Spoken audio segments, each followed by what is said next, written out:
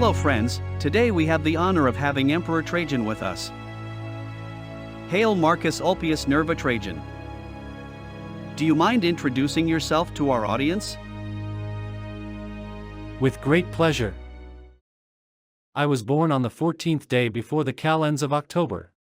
That is, September 1853 AD, in the city of Italica, located in the province of Hispania Baetica, today known as Andalusia. The aristocratic family to which I belonged was called gens Ulpia, and came from Umbria. My father, Marcus Ulpius Traianus, was a senator. My father was elevated to the rank of patrician in 73 by Vespasian, who entrusted him with the government of the Roman province of Syria, for about 3 to 5 years. Between the end of 73 and the beginning of 74, my father fought successfully against the Parthians, repelling an incursion by their king Vologases I. He was then proconsul of Asia in 79 and died before the year 98, before I became emperor. In the footsteps of my father's deeds, I too was a valiant soldier and became a popular commander. For this reason, I was adopted by Nerva in 97, who I succeeded 2 years later. We know that you were exalted by ancient historians, who even defined you as Optimus Princeps, or the best leader. And even today, contemporary historians consider you, by virtue of your great abilities as a general, administrator, and politician, as one of the most complete statesmen in history. Could you tell us something about your life? Sure. But we have to start with Domitian, the predecessor of my adoptive father, the Emperor Nerva. Domitian favored the army, but maintained bad relations with the Senate, to the point that his last years were marked by continuous persecutions and executions of senators. Many historians are convinced that Domitian was most likely murdered following a conspiracy by senators.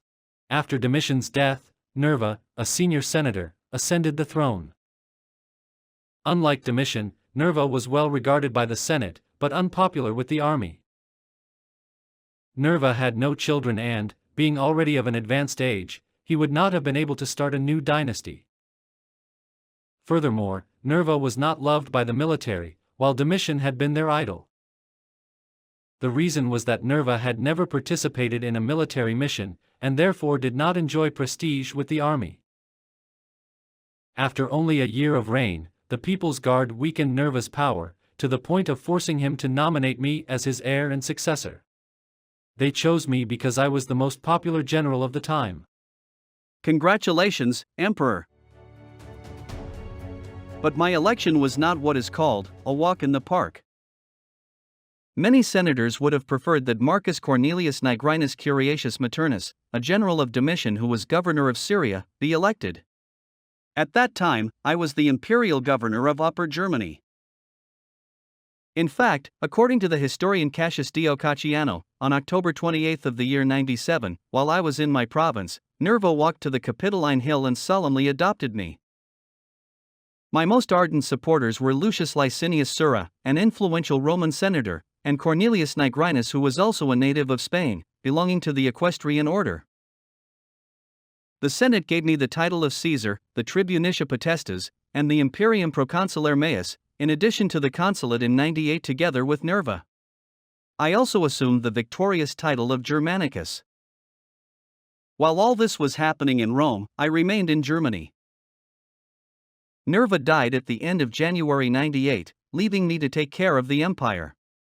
My accession to the throne marked an epochal turning point. It was the first time that a provincial became Roman emperor. It was January 27, 98, and I was 45 years old.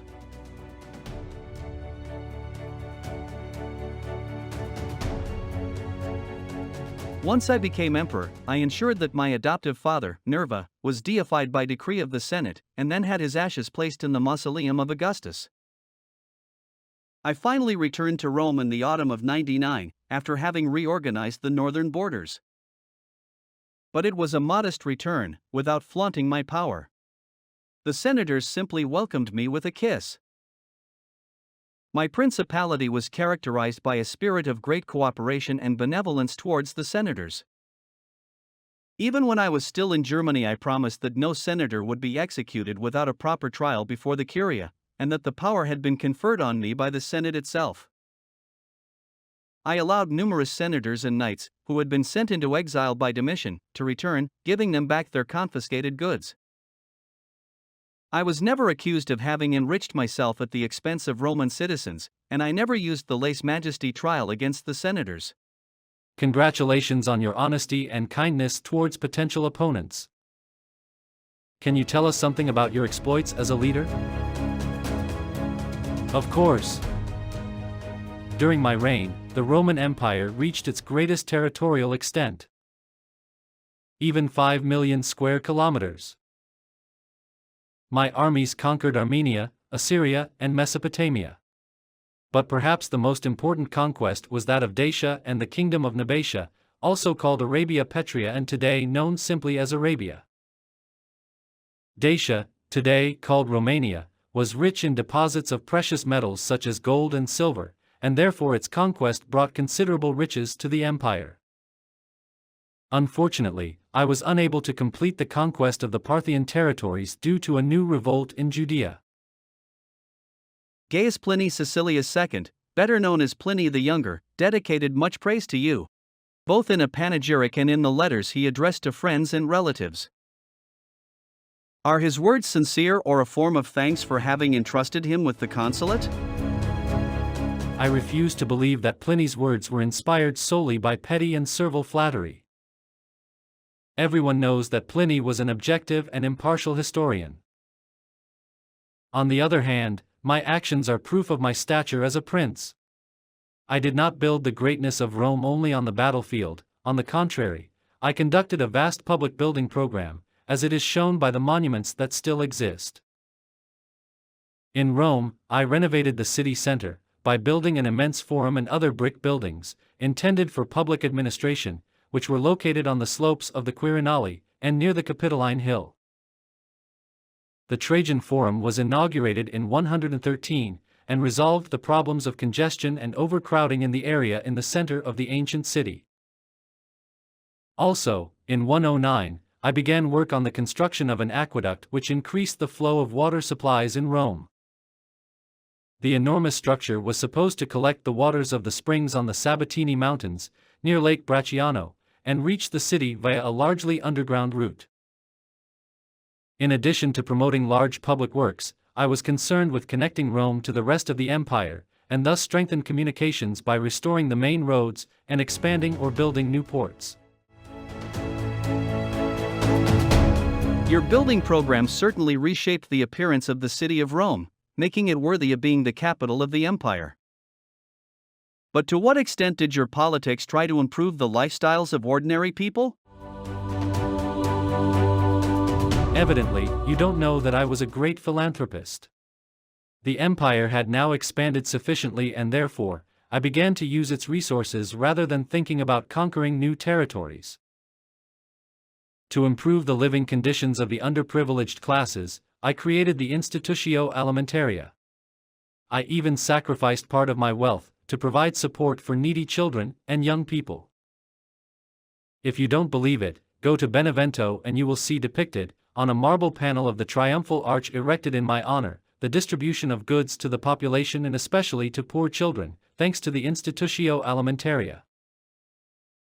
My idea was brilliant.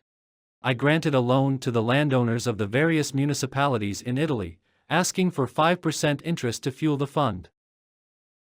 The interest money was then used to buy food for needy children. It was not a one-off bonus, but a donation that continued over time in order to ensure a future for these kids. You certainly behaved as a philanthropist towards the Italian population. But what can you tell us about your policy towards the population of Dacia? My detractors claimed that I would have exterminated and deported the Dacians, but, in reality, it was a large part of the Dacian population, led by the nobles, who abandoned Decebalus. It is true that the inhabitants of the cities were deported from the mountainous region to the plains, and that many cities were destroyed. The Dacian religion was also eliminated, but this is the price that the vanquished always pay. The truth is that I was not at all satisfied with how Domitian, in 89, had made peace with Decebalus, king of the Dacians. Domitian had established the payment of a subsidy, and the help of Roman engineers to Dacia. All this was a disgrace to the Roman Empire. Furthermore, Domitian recognized Decebalus as the sole king of the Dacians and, consequently, all the Carpathian tribes recognized him as their leader. This situation significantly increased Decebalus' power to the detriment of Rome. Therefore, I declared war on Dacia, first and foremost, because I intended to punish Decebalus, the king of the Dacians, who had been responsible for the disasters of Domitian's military campaigns in 85 and 86. But it was not just political considerations that pushed me to conquer Dacia. The rich deposits of gold and various minerals in Dacia were also an important motivation. After the victory, we used the gold and silver of Dacia both to prepare the subsequent Dacian campaigns, and to erect the grandiose works I have already spoken of. Even today, you can admire the 200-meter-long frieze that runs along Trajan's column, erected in the area of the Forum in Rome, and which recounts the military exploits of the Roman army, led by me and my generals, during the Dacian campaign. Unfortunately, Dacia was abandoned as early as 256, and the process ended in 271. By then, it had been already Romanized, to the point that this province took the name of Romania and, still nowadays, the national language is Romanian, a Neo-Latin language. But let's go back to the events of the empire, please. That's fine. Around 106, I decided to annex the Nabatean kingdom. This way, I established a continuous connection from Egypt to the Asian provinces. The Roman Empire now embraced the entire Mediterranean, and the Romans considered it a private lake. In fact, they called it Mare Nostrum. Unfortunately, my attempt to invade the Parthian kingdom was less successful. In 113, I decided to punish the Parthians for having placed a king on the throne of Armenia, without asking permission from Rome. I therefore marched on Armenia, deposed the king, and annexed the territories of the kingdom to the Roman Empire. Then I headed against Parthia itself, finally conquering the capital Ctesiphon in 116. I then continued south to the Persian Gulf, where I declared Mesopotamia a new province of the empire. But I was now too old, and the conquest was not yet solid due to the vastness of the occupied territories and the presence of pockets of resistance. Furthermore, the Parthians were skilled fighters and used guerrilla tactics with horse archers. In 116, I decided to appoint one of my young vassals Partamaspates as king of the Parthians. But luck and age were no longer on my side, and so the fortified city of Hatra, on the Tigris, resisted the siege. Furthermore, bloody Jewish revolts broke out in Cyprus, Mesopotamia, Judea and Syria, and I was forced to move my troops westward. That was my last Eastern campaign. I know that you were very popular with the military, because you exposed yourself to the same risks and hardships as them. It is true. Until the end, I shared the harshness of the war with generals and soldiers, so much so that, in 116, while I was in Cilicia preparing another war against Parthia, I rode in the rain indifferent to the cold. But unfortunately, I fell ill and my health declined during the spring, perhaps due to a stroke, or an infectious disease contracted in the war. On August 8, 117, I died in Selinunte, in Cilicia, today's Gazipasa.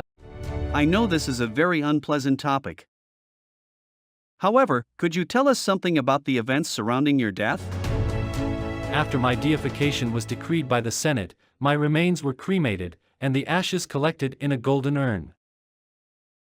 My posthumous triumph was celebrated, and my effigy was carried on the victor's chariot. The urn was placed inside the base of Trajan's column. Unfortunately, during the sack of Rome, the barbarian Visigoths stole it, but the column, on which my war exploits in Dacia are visible, still stands in the center of Rome. Thank you, Emperor Trajan, for dedicating your time to this interview. You are welcome. It has been a real pleasure.